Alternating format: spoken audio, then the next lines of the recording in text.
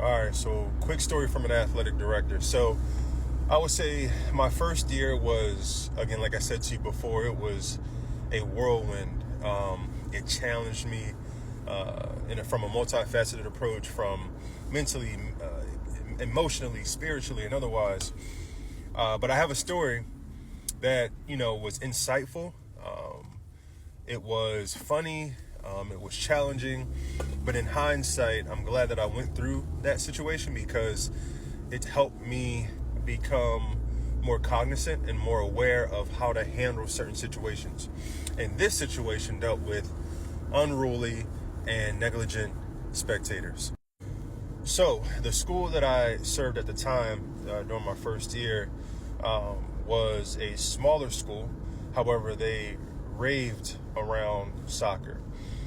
Soccer was huge in that district. Well over 1,000 plus attendees. Very passionate, quote unquote. But this one game in particular, we were versing our rivals, and it was a very close game. And out of nowhere, parents just started chanting against some of our opponent's team.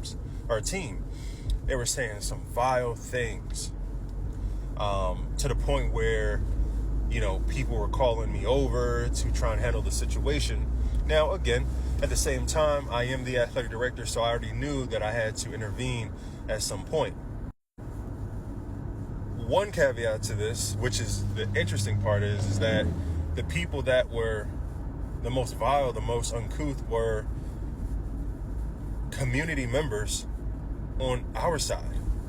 So they were our own community members that were acting just negligent, just darn right, like arrogant. And another funny part about this is that the school that I was serving was a private Christian-based school.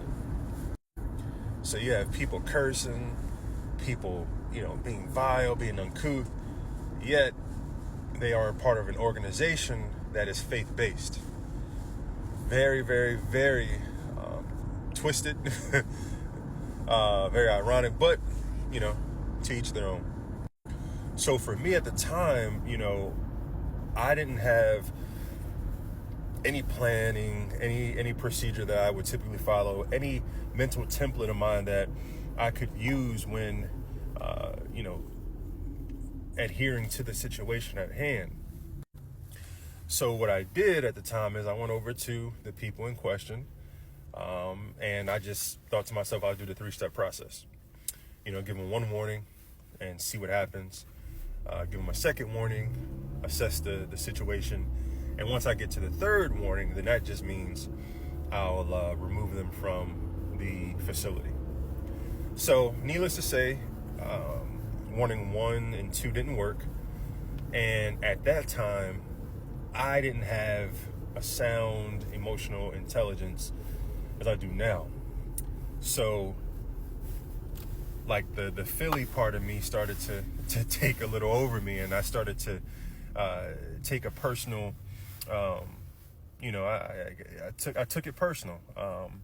It was more of a personal attack to me because they just weren't listening, and they were still acting negligent, acting, disrespectful, and just being a class clown in a sense. It was just ridiculous. However, that Philly part of me was still turning in my soul.